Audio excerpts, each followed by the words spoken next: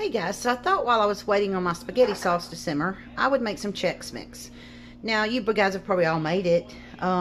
Very easy, but it's one of our most favorite snacks in this entire household. I make it's about a gallon-sized bag once I'm done with everything, and it's gone within 3 or 4 days. So, and it's something actually even I can eat. I don't know how that is. I guess because it's puffed cereal, and it's easy for me to chew. Even with my dental issues, I can eat the Chex Mix. So I'm gonna show you my version. I don't put a whole lot of stuff in mine because I just, we just eat it the way it is. We don't eat it with a lot of things in it. I don't even put pretzels in mine. I used to, but the pretzels were usually the last thing that was left. No one ate them. So I just quit putting them in there, and I just put more cereal in there. So I'm going to show you guys how I throw this together real quick. Super easy. As you can see, I have a really big roasting pan. Y'all, I buy these. These are super cheap. This is exclusively what I buy these for, to do my Chex Mix in, because it just makes it 10 times easier.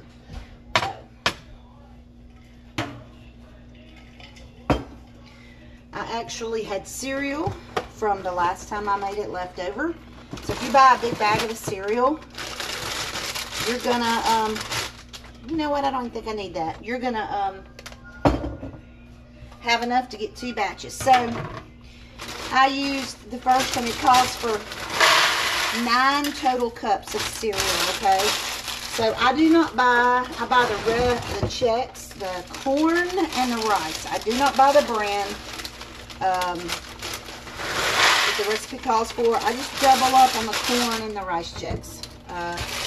So I used it last time, measured it out, total of 9 cups, so that's going to be 4.5 cups of each, or 5 if you're not going to put quite as much stuff in here. And I'm going to add a cup of peanuts in here.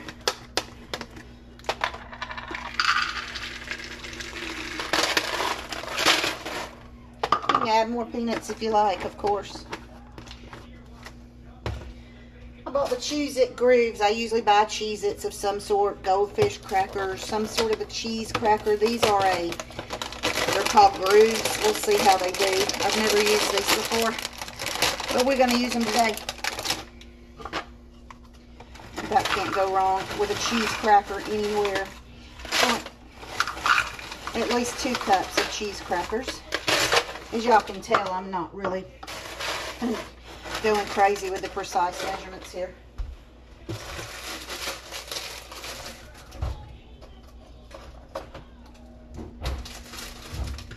And I sometimes buy the miniature club crackers. I love those, and I couldn't find those. So guess what? We're doing the oyster crackers this time. They'll be fine. It'll be fine. And that's essentially all I put in mine, y'all. I used to do the pretzels, but I just didn't get it. I'm just going to get my hands in here, get everything mixed up. Now, the next thing that you got to do, you've got to measure out your butter. So it's 6 tablespoons of butter. And I have found that you really need to go by that measurement, because if you put too much butter on it, it will,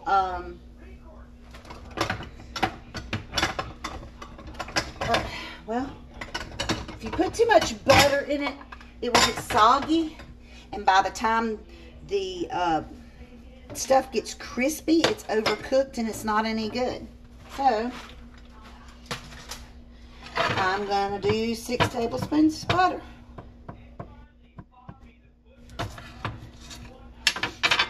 I'm going to put that in my microwave. You want it completely melted.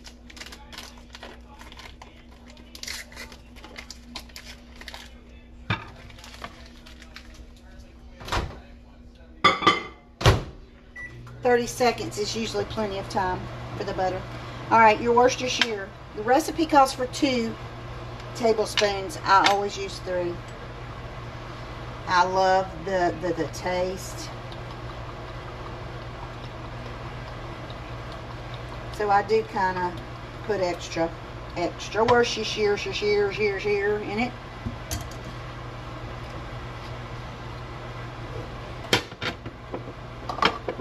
You are also going to use onion powder, seasoned salt, and garlic salt. Oh, that didn't work. Wow. Usually melts pretty quick. So, I'm going to set that to the side. Our Worcestershire.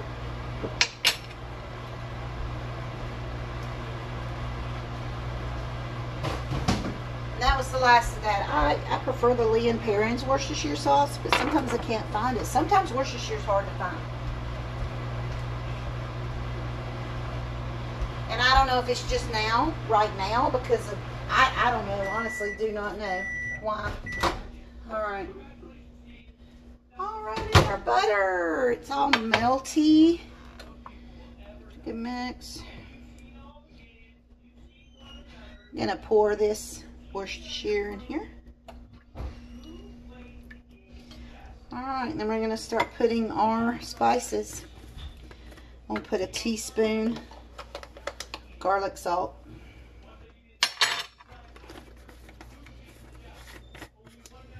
Teaspoon of seasoned Lowry's seasoned salt. I know that sounds like a lot of salt, y'all, but I promise you it's not. That's a lot of cereal. It absorbs. Alright, I'm going to do about a half of a teaspoon of garlic powder.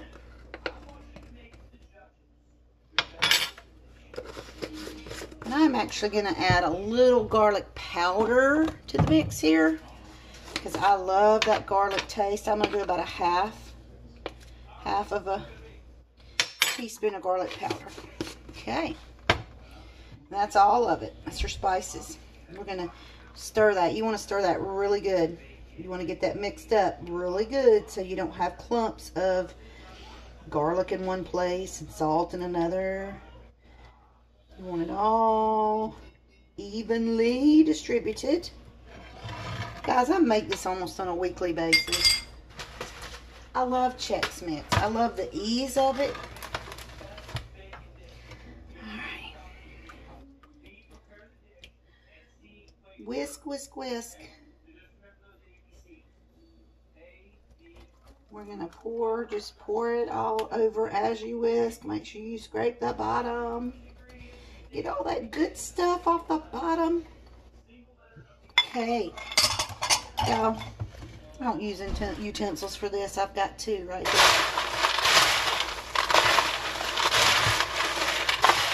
And you're going to do this until you notice that most all the pieces are, you're going to do this until you notice most all the pieces are covered.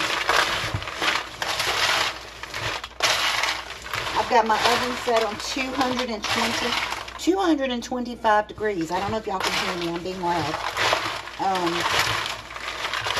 This is going to take an hour to cook, but you're going to stir it every 15 minutes. Set a timer. You've got to stir this up and get it all mixed together. Same thing while it's cooking. Pull from the bottom, bring it up. This is something my mom made usually around Christmas, but shoot, I don't wait for Christmas. I do it now because I love it.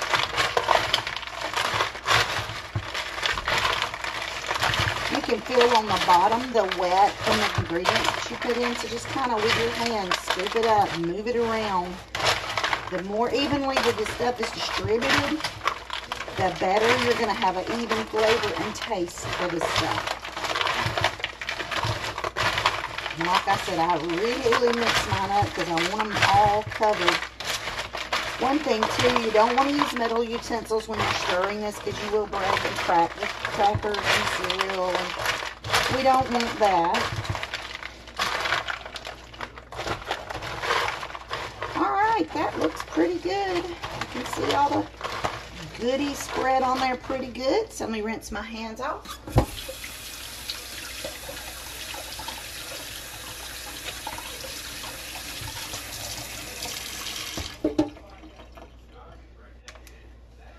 Okay, That's ready to go in my 225-degree oven.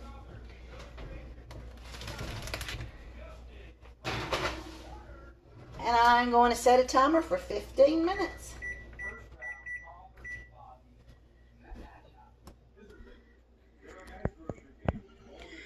Once your timer goes off, you're just going to take a spatula, soft silicone spatula or a plastic spoon, and you're going to take it out of the oven and mix it. You're going to stick it back in for another 15 minutes, and you're going to do this for an hour. So it'll be a total of 4 mixes. And then once it comes out of the oven, and you can try it to make sure it's crispy enough, because it's not crispy enough, then put it back in for a little bit longer. But once it gets good and crispy, you take a parchment paper and you pour it out on your table so it can evenly cool. And but I will show you guys how this looks once it comes out of the oven the final time, and how it looks. All right, and here's our finished Chex Mix, y'all. So it took 1 hour. Every 15 minutes I pulled it out and stirred it up real good, put it back in. Another 15 minutes. I did that for an hour. Came out really good. Pieces are super crunchy and delicious. So I'll make you up a batch of this stuff, because it is delicious, not real expensive, and super easy. I think people forget about Chex Mix. I'd much rather have it homemade than have it bought from the store. So I hope you enjoyed watching my little video of how I put together my Chex Mix. Put your own stuff in it. You can put cashews in it. You can put sesame sticks. I mean, there's all kinds of stuff you can put in this mix. I just did something simple this weekend. So see you guys later. Have a great week.